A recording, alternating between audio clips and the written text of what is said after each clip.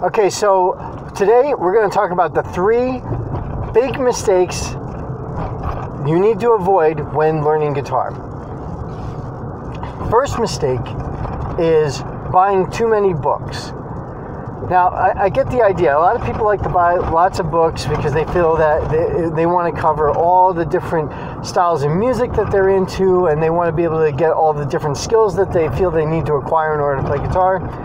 So go out, get all the books you can. You're going to find somewhere in there's going to be that perfect book that's going to really make a difference. It's going to be great, and then from there, you can learn everything about guitar. And you can learn all the skills you want to learn and develop everything you want to develop skill-wise in guitar, knowledge-wise. That way you can do anything. Problem with this is that when you buy all these books, there is no place to start. These books are written in a way where, especially if you're buying them at random, if you're just buying random books, there's no order for it to go into. Like, which book do you actually start off with? It's hard to say. Obviously a lot of books, they'll tell you like, hey, this is a beginner book. Easy. Okay. Well, what if you're not a beginner? Now you get into this problem of, well, what are you going to do?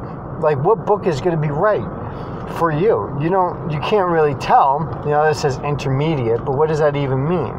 Like, what skills do you really need to develop here? So that's the first one. The second mistake that people make and that you should avoid in learning how to play guitar is doing something that is too hard. So I get guys, they want to learn how to play this or they want to learn how to play that, and it's just above their skill set. They're not really up to playing these things yet. Like, I get a guy, he goes, yeah, I love Jimi Hendrix. I want to play all this Jimi Hendrix stuff. I say, that's really cool. I can throw some little bits and pieces of Jimi Hendrix stuff at him, but he wants to sit there and learn how to play some really complicated stuff by this guy. It's not going to happen now. You have to develop the skill necessaries first to get up to being able to play that level. So we can compare it to this. Let's say you're walking up a flight of stairs. This is easy. You just go step by step. But what if we took out 4 steps? So for every step, there's 4 steps missing. So this is going to be kind of hard to walk up the stairs now because you're taking big leaps. And let's say you had to walk up 6 flights of stairs like that. You're not going to make it unless you're like really physically fit to do something like that. You're not going to make it. An average person off the street is probably going to be really struggling to get up 6 flights of stairs where every 4 steps are missing. So think of it like that. It's like a guy wants to play these very complex songs, but they're not up to that point yet. So that's a mistake you want to avoid, is trying to do something that's too hard.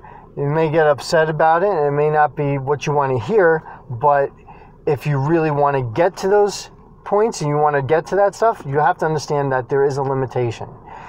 And your limitation is just set by where you're at and where you want to go. And there's a bridge to get there. So you have to think of that like you have to bridge that gap, but you have to build it piece by piece. It's not just you're not gonna zip line across it. It's just not going to happen, unfortunately. You just have to work it there. But the faster, the more you practice on a daily basis, the more time you put in daily, the closer you get to bridging that gap. So don't think it doesn't have to take a long time. It's just not immediate. It's not going to be exact, right away. And the third mistake to avoid is not knowing the vocabulary of the music language. Now, this is a funny one because the guys go, well, I have no interest in learning how to read. And fine. If you really don't want to learn how to read music, you don't have to. But you do have to understand the vocabulary itself. There's lots of people who talk, who don't know how to read. Nowadays it's a lot less than it was, a long time ago. But the thing is that people are not illiterate. People know, they know the words they use, and when they don't, they get confused. If you imagine if you were to go to a doctor convention, you're not a doctor, let's say, and these guys are talking all this doctor lingo. You're going to be so confused. You're like, I don't even know what these guys are talking about. They lost me a long time ago. They said operation, and I was lost after that. I have no idea what they're talking about after they talked about this operation. They said they opened this guy up and then blah, blah, blah, blah, blah, and then it was just sound like gibberish, whatever. You're like, okay, they lost me. I don't know. Or imagine going to like a chemist and asking him to explain to you as if you were another chemist when you're not. Explain chemistry. And he'll start going over all this stuff, and he'll talk about all these elements and stuff, and it's just, you have no idea what he's talking about. So this happens in music, from as experience in playing in bands and stuff like that. Guys may not be tracking with each other just because of the fact that they don't understand the musical language.